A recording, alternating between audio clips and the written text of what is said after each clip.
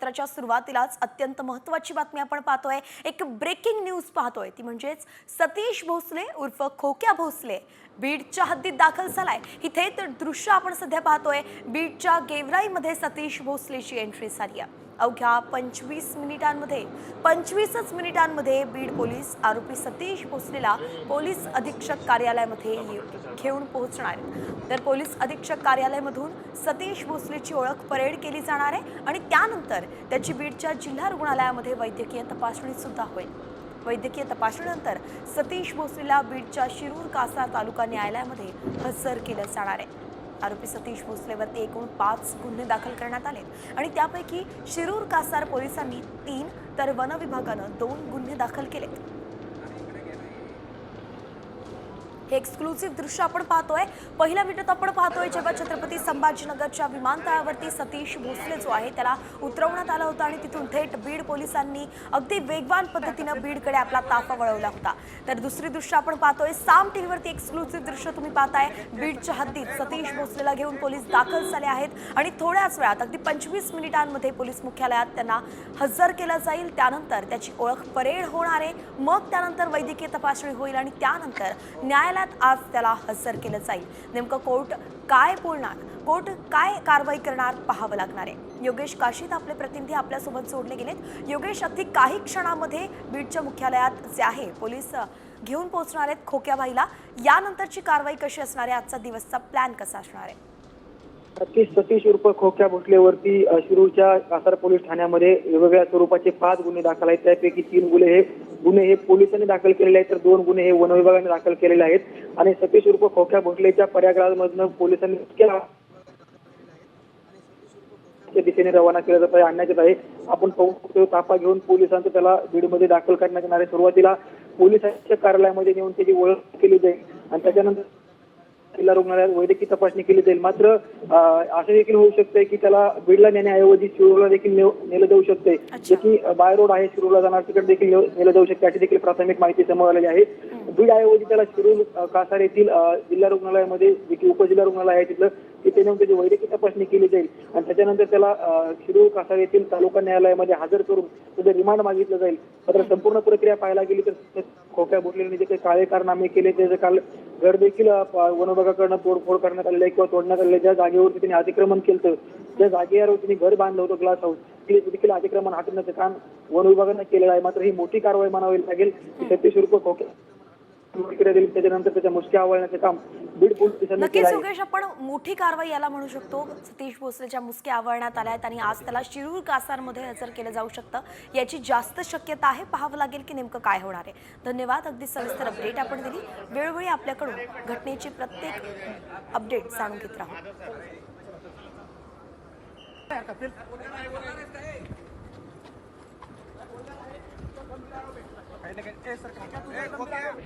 तर आमदार सुरेश धसांचा गुंड कार्यकर्ता सतीश भोसले उर्फ खोक्याला 2 वर्षांसाठी हद्दपार करण्यात आलाय। पण खोक्याची हद्दपारी म्हणजेच जिल्हा प्रशासनाला उशिरा आलेली जाग आहे, कारण पोलिसांनी मार्च 2024 मध्येच खोक्याच्या हद्दपारीचा प्रस्ताव बीडच्या उपविभागीय अधिकाऱ्यांकडे पाठवला होता, पण तो धूळ खातच पडला होता। आता खोक्याचे कारनामे समोर आल्यावरती 1 वर्षानंतर त्याला हद्दपार करण्याचा निर्णय घेण्यात आलाय। खोक्या आता वेगवेगळ्या गुन्ह्यात जेलमध्ये जाणार असल्यानंच या हद्दपारीचा उपयोग तरी काय असा प्रश्न आता उपस्थित केला जातोय। तर दुसरीकडे खोक्याची हद्दपारी कोणी थांबवली? सुरेश धसांचा कार्यकर्ता असल्यानं त्याला अभय मिळालं का, असेही सवाल उपस्थित होत आहेत।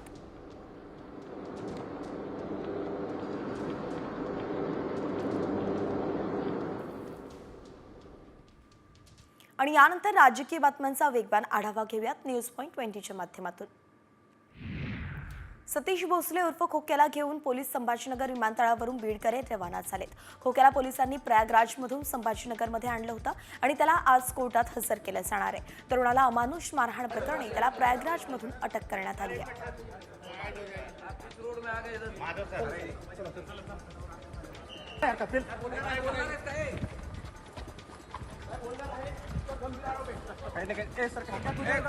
सतीश उर्फ खोक्या भोसलेच्या घरावरती वनविभाग बुलडोझर फिरवलाय। खोक्या भोसलेच्या शिरूर कासार गावात असलेल्या ग्लास हाऊसवरती बुलडोझर फिरवण्यात आला।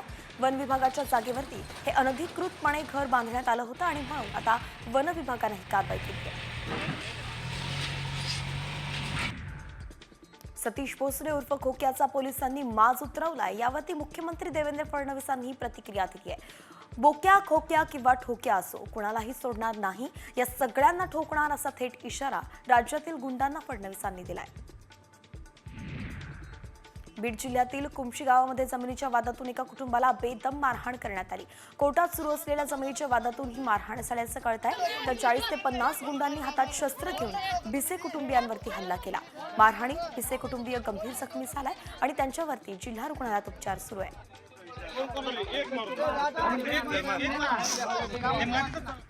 बीडमधील मारहाणीचा आणखी एक व्हिडिओ समोर आलाय। यात मार खाणाराच मारकुटा निघाल्याचं पाहायला मिळालं। धनंजय देशमुखांचे साडू दादा खिंडकर यांनी मारहाण केलेल्या एका व्यक्तीचा व्हिडिओ हा आहे। ओंकार सातपुतेला खिंडकरनं मारहाण केली होती आणि आता ओंकार सातपुतेच मारहाण करत असल्याचा हा व्हिडिओ आहे।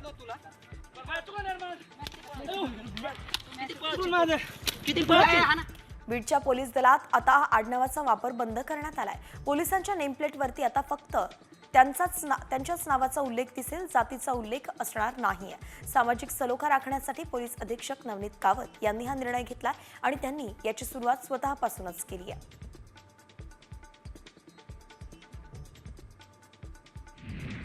मुख्यमंत्री देवेंद्र फडणवीसांनी पंतप्रधान नरेंद्र मोदींची भेट घेतली आहे। फडणवीसांनी दिल्लीत मोदींची भेट घेतली। गडचिरोली मायनिंग, नागपूर विमानतळ याबाबत चर्चा करण्यात आली आहे आणि स्थानिक स्वराज्य संस्थांना 15व्या वित्त आयोगाचा निधी लवकरात लवकर मिळावा याबाबतही दोघांमध्ये सकारात्मक चर्चा झाल्याची माहिती आहे। विधानसभा निवडणुकीनंतर जयंत पाटील नाराज आहेत। त्यांनी माझ्याकडे नाराजी बोलून दाखवली असं हसन मुश्रीफ म्हणाले।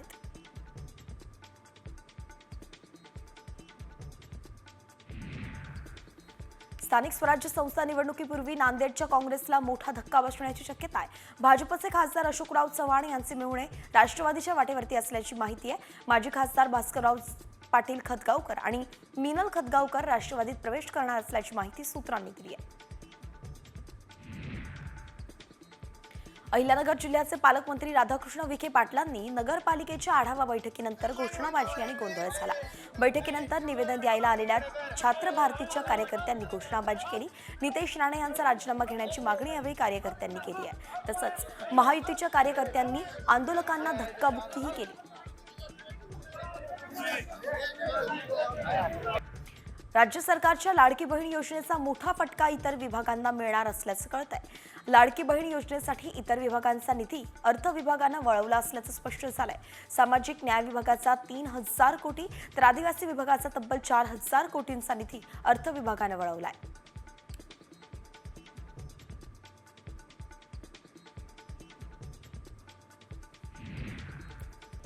वारकरी संप्रदायातील सर्वोच्च मानाचा पुरस्कार उपमुख्यमंत्री एकनाथ शिंदेंना जाहीर झालाय।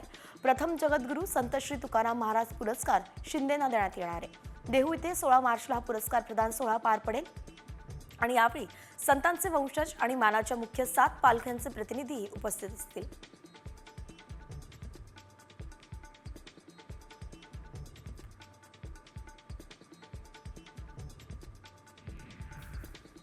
उत्तर कोकणात होळीचा विशेष उत्साह पाहायला मिळतो। वसईच्या वाडवळ समाजात पारंपरिक पद्धतीने पूजा अर्चा करून पुरणपोळीसह उकडीच्या मोदकाचाही नैवेद्य दाखवून होलिकेभोवती फेर घातला जातो।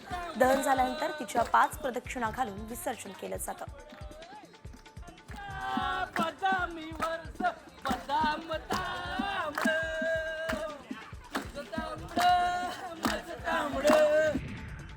बागलाण होळी रे होळी पुरणाची पोळी अशा आरोळ्या मारतच पारंपरिक पद्धतीनं पूजन करून नाशिकच्या बागलाणमध्ये होळी साजरी करण्यात आली आहे आणि यावेळी पर्यावरणपूरक होळीकडे तरुणांचा कल वाढलेला दिसून आलाय। गोवऱ्या, झाडांच्या पालापाचोळा तसंच शेतातील टाकाऊ गवत वापरून पर्यावरणपूरक होळी पेटवण्यात आली।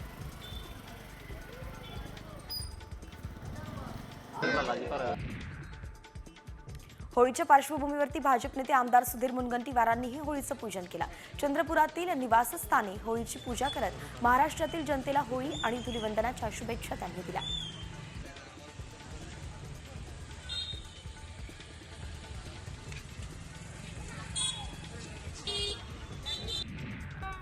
मुंबई गोवा महामार्गावरती होळी पेटवत जन आक्रोश समितीनं आंदोलन केलंय. 14 वर्ष रखडलेल्या मुंबई गोवा महामार्गाच्या कामाचा निषेध करतच सरकारच्या नावानं यावेळी शिमगा करण्यात आला. रायगडचे मंत्री, खासदार, आमदारांनी महामार्ग पूर्ण केला नाही तर त्यांना या महामार्गावरती फिरू देणार नाही असा इशाराच यावेळी देण्यात आलाय.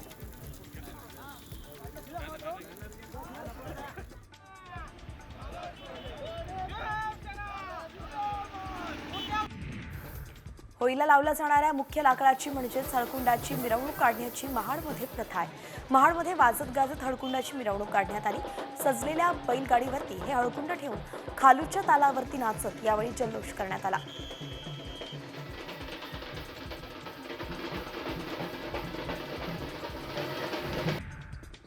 बुलढाणा जिल्ह्यातील रायपूर इथल्या सैलानी बाबाच्या यात्रेला आजपासून विधिवत सुरुवात झाली. मुजावती परिवाराकडून होळी दहन करण्यात आलं.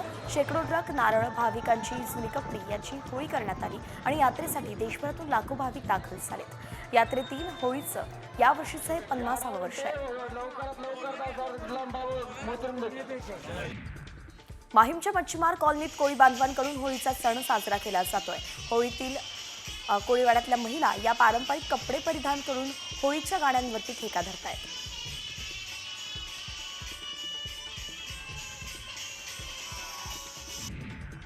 उल्हासनगरमध्ये मोठ्या उत्साहात पारंपरिक पद्धतीनं होळीचं दहन करून नागरिकांनी पूजा केली आहे. यावेळी पारंपरिक पद्धतीनं पोशाख परिधान करून महिलांनी होळीची पूजा केली. होळीचं दहन करताना सर्वांचं जीवन हे आरोग्य संपन्न राहावं आणि सुख समृद्धी तसंच भरभराटीत जावं अशी नागरिकांनी होळीसमोर प्रार्थना केली आहे.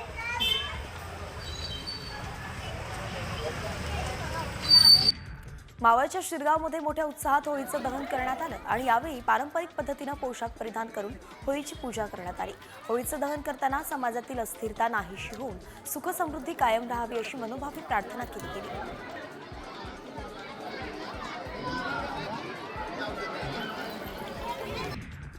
वरळीचे आमदार आदित्य ठाकरेंनी वरळी कोळीवाड्यातील होळी महोत्सवाला हजेरी लावली आहे आणि यावेळी आदित्य ठाकरेंनी होळी बांधवांसमोर कोळी गाण्यावरती ठेका धरला.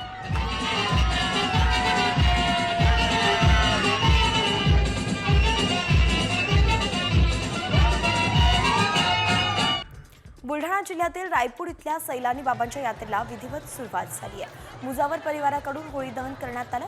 नारळ आणि जुन्या कपड्यांची होळी पेटवण्यात आली. यात्रेतील होळीचं यावर्षीचं हे 50वं वर्ष आहे.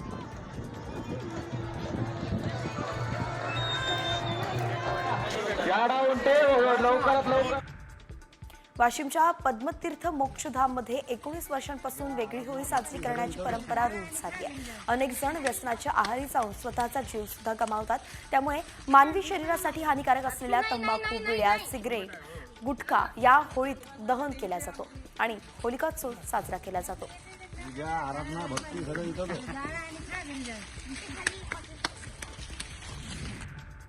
अमरावतीमध्ये अंध विद्यालयामध्ये इको फ्रेंडली धुलिवंदन कार्यक्रमाचं आयोजन करण्यात आलं. या कार्यक्रमात अंध विद्यार्थ्यांसाठी कोरड्या रंगाची होळी आयोजित करण्यात आली. त्यामुळे त्यांना रंगांचा आनंद घेता आला आणि यावेळी अंध विद्यार्थ्यांनी डीजेच्या तालावरती थिरकत एकमेकांना रंग लावून होळीचा सणही साजरा केला.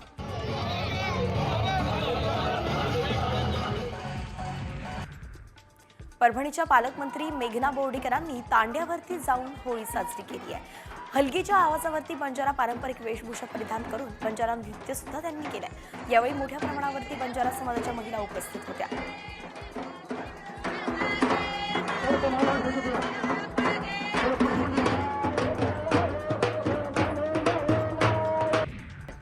धुलिवंदनाला हत्याराची पिचकारी बाजारात चर्चेला विषय ठरलेली आहे. कारण पिचकारीऐवजी हत्यारच लहान मुलांच्या हातात दिलं जातं. कुऱ्हाड आणि हातोडा पिचकारी बाजारात आले आहेत. धुलिवंदनाला एकमेकांवरती आनंदाचा रंग टाकला जातो. पण अशी हत्यारं आणि त्याला पिचकारी समजून रंग शिंपडणं हे कितपत योग्य आहे हे पालकांनी ठरवायला हवं.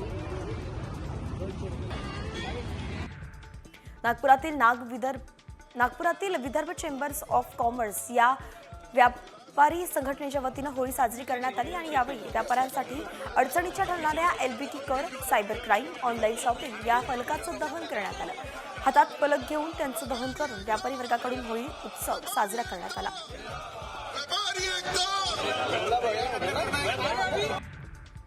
राज्यात आज उष्णतेच्या लाटेची शक्यता आहे. हवामानशास्त्र विभागाकडून येलो अलर्ट जारी करण्यात आलाय. नागरिकांना सावधगिरी बाळगण्याचं आवाहन सुद्धा प्रशासनाकडून करण्यात आलंय. धावत्या रेल्वे गाड्यांवरती रंगानं भरलेलं पाण्यानं फुगे फेकल्यास कारवाई करण्याचा इशारा रेल्वे पोलिसांनी दिलाय. याशिवाय रेल्वे परिसरात मद्यपान करून गोंधळ घालणाऱ्यांवरती कारवाई करणार आहे. रेल्वे रुळाजवळील वस्त्यांमध्ये बंदोबस्तही ठेवण्यात येणार असल्याची माहिती रेल्वे पोलिसांनी दिली आहे.